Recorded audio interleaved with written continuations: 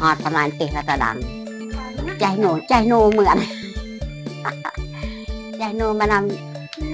สบายดีเนาะพ่อแม่พี่น้องมื้อนี้เฮาสิมาสัมภาษณ์เพื่อนลุงเฮาเนาะคนทุกคนอยากบ้านสรุนผู้ใดที่มีความรู้สึกอยากมาช่วยเหลือพ่อแม่พี่น้องประชาชนหรือมีข้าวโล2โลก็แล้วแต่หรือมีข้าวมีส่งมีเสื้อสิมาอุดหนุนมาช่วยเหลือพ่อแม่ประชาชนของบ้านเฮาเนาะเนี่ยคุมทุกอย่างเราก็บ่มีลูกชายมีแต่ลูกสาว1คนแล้วก็เอาผัวแล้วมาอยู่เฮือนผัวเนาะผัวเนาะอยู่เฮือนผัวอยู่นี่มีแต่เฮือน2คนเนาะมีแต่2เท่าเท่านั้นผู้ใดมีรู้สึกอยากมีความช่วยเหลือแล้วมาช่วยเหลือ ครับบ่ฮู้ทางสิช่วยเหลือแล้วติดต่อทางเบอร์โทรค่อยก็มีทางหน้าจอและติดต่อทางเบอร์โทรถามหรือโทรเซตถามเบิ่งแบบมีส่งมีเสื้อบ่อยากมีช่วยเหลือมีเงินมีคำหรืออยากได้มีแก๊ส2แก๊สมาอุดหนุนให้พวกเฒ่าเขาดีใจนำผู้ใดยังมีเอาใจบุญเนาะสวัสดีดำนาก็แล้วพอยังบ่ยังดำนาก็ยังบ่ทันแล้วพี่น้องเอ้ยรถไทยก็แพ้แล้วนี่ก็มีลาวนี่ซองผู้เฒ่าเนี่ยคอยก็เป็นล้านนี่ก็เป็นล้านคือกันดำซอยเขานี่แหละดำนาซอยพอได้ยังมีผมใจมืออยากมาดำนาซอยกับมีเงินมีคำอุดหนุนซื้อน้ำมันบอกกับแล้วแม่พอได้ยังมีใจบุญเนาะยังมีโนนกันอายุจะปีกัน ตะดังอัน หลายเลย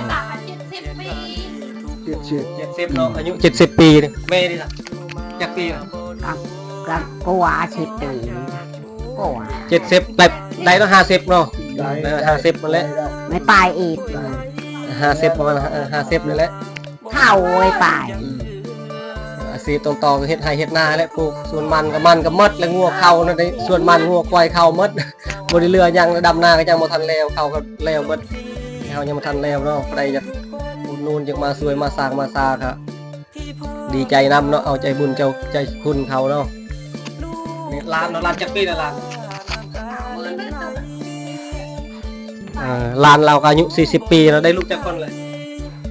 เดียวได้ลูก4-5 คนเลยเนาะหลานเราได้ลูก5 คนเลยแต่ตายหมดยังเหลือแต่ผู้เดียวเนาะกับพวกก็ยังอยู่นำกันที่การอยู่นำกันเนาะเดี๋ยวนี้กับพวกเราไปดำนาเนาะไปดำนานำกันนี่แหละกับลูกเคยเรากับกำลังไถนากันเนี่ยคนที่บ้านนี่แหละหมดอย่างที่เพิ่นเราผู้เดียวยังบ่ทันได้แล้วเนาะ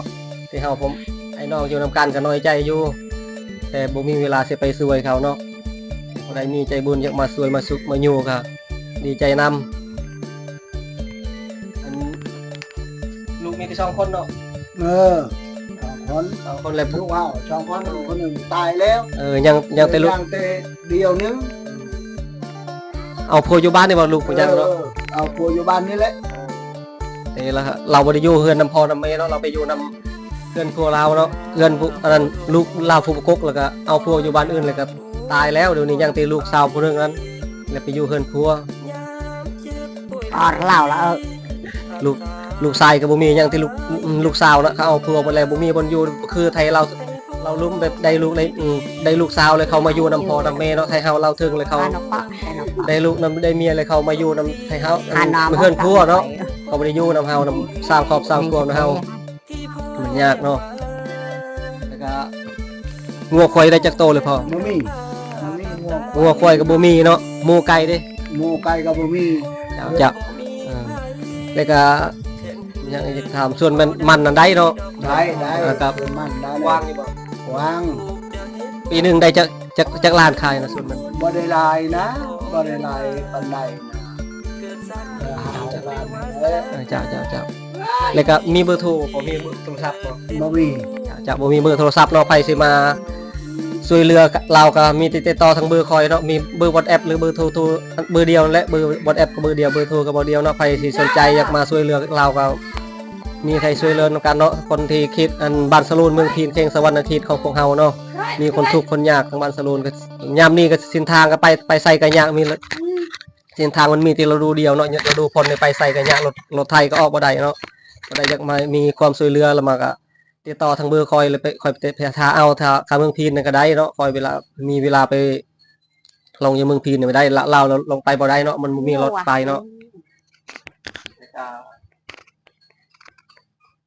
น้องตีอันนี้เก่าเลยชื่อไก่ได้ชื่อน้องอายุอะไรนี้อยู่ในนี้จักปีเลยพออยู่บ้านสโลนโอ้ย พิ่งนะได้แล้วจะระวัง10 ปลายปี อ๋อได้10 ปลายปีเนาะประมาณ12-13 ปีที่เก่าแล้วพอเกิดอยู่บ้านใดเหรอ จากเกยบานเก่งสลัง อ๋อพอแม่บ้านเกิดเราอยู่บ้านเก่งสลางพุ่นเนาะ บ้านเกิดบ้านเก่งสลัง แต่เราใจมาเอาเมียอยู่พี่เลยมาอยู่บ้านสโลนพี่เลยได้10 ปลายปีเนาะทีนี้เราก็เฒ่าแล้ว10 ปลายปี เราก็บ่มีลูกบ่มีหลานเนาะหลานก็ลูกชายหมดลูกหญิงหมดเนาะยังแต่ลูกสาวนั่นผู้เอ้ยก็เอาเมียแล้วลูกหลานเราก็บ่ได้มายามเลยเนาะยังแต่ลูกอยู่นำกันนี่แหละมายามกัน น้องเวียต้นเฉยก็ไปตะวันเฉย แล้วก็รถไทยก็มีบ่พอ บ่มี รถไทยก็บ่มีเนาะพี่น้องเนาะรถจักรเด้ บ่มี รถเทียบหรือยังก็บ่มีเลยเนาะ บ่มี ไม่ไปเยอะมะนาวไม่ไป เราไทยนานี่มายืมเอาของลูกของหลานในบ้านนี่แหละเราเองก็บ่มีรถไทยเนาะหัวคอยก็บ่มีคือไทยนาเนาะแล้วก็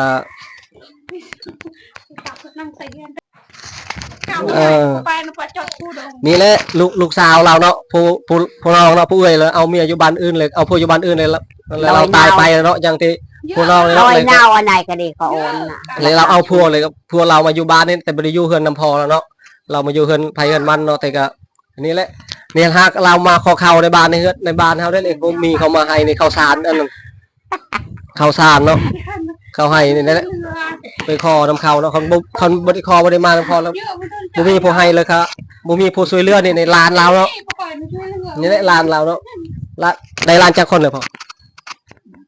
บ่ไป ได้ร้าน3 คนเนาะผู้ไปเนาะไปบ่ฮู้จักภาษาเราถึงก็ไปเอาเองเนาะผู้ไปได้ร้าน3 คนเนาะ กรอบ มันหมด2-3 มื้อแล้วยังที่เข้าเท่านี้เนาะพอเนาะหมดนี่แหละบ่มีข้าวกินเลยพี่น้องเอ้ยข้าวหน้ายังว่าหากันกำลังดำอยู่ทันได้แล้วซ้ำเนาะครับข้าวกินก็บ่มีแล้วไผมีใจบุญก็มาอยากมาช่วยเหลือนำกันก็มาช่วยเหลือมาอุดหนุนได้มี10,000 20,000ก็แล้วแต่เนาะพอได้มีใจบุญก็บ่มีเราก็บ่มีเบอร์โทรข่อยก็บ่ฮู้จักบ่อนสิให้คือกันมีที่เอาเบอร์ข่อยเด้ข่อยก็อยู่คนบ้านเดียวกันนั่นแหละแต่ข่อยมันแล้วอยู่บ้านใหญ่พุ่นเราอยู่บ้านน้อยนี่แต่อยู่บ้านเดียวกันคันมีเครื่องของอยากพักอยากช่วยเหลือเขาเป็นข้าวนมข้าวต้มบ่เป็นแก๊ส2 แก๊สบ่ก็พักนำข่อยก็ได้เนาะมีแต่เบอร์โทรให้เจ้าติดต่อทางนั้นแหละเบอร์ WhatsApp ก็เบอร์เดียวนั่นแหละ เพิ่นอยู่อาจารย์ ขอบใจมีไปฮู้จักยาเป็นยาพื้นหมอกพื้นเมืองหรือว่ายาต่างประเทศก็แล้วแต่เนาะให้ภาคในยาเราเป็นผัวเนาะเป็นมาแต่โดนนานได้เป็นฮอด10 20 ปีแล้วเป็นพยาธิเนาะไปฮู้จักยาบ่เป็นมาปัวทางบ้านเฮาบ่มียาสิเป็นสิปัวเนาะไปฮู้จักให้บ้านเนาะอันนั้นในเมืองในนาก็ฮู้จักขอความรู้ใหม่รู้มือได้มาเป็นมาปัวเราเป็นได้10 ปี20 ปีก็ยังบ่ได้ดีบ่ได้เศร้าเนาะพยาธิเนาะมีแต่ให้ นี่เลย เจ้าสุขอยู่กันเนาะรักษากันซึ่งกันและกันเนาะเฮาคนลาวฮักเพลงกันเนาะใครมียาแม่นั้นก็ให้สุขอยู่มาช่วยมาปัวกันเนาะบ่ได้มีบนไปเป็นไปปัวก็แล้วแต่เนาะให้แนะนำทั้งน้องๆเนาะมาเป็นมาปัวเนาะทางเฮาเราถึงกับบ่ฮู้จักบนปัวคือกันนี่ให้เพิ่งพาอาศัยผู้ใดฮู้จักหัวไม้หัวมือมาเป็นมาปัวคือกันเนาะเอาสุขสบายดีขอบใจ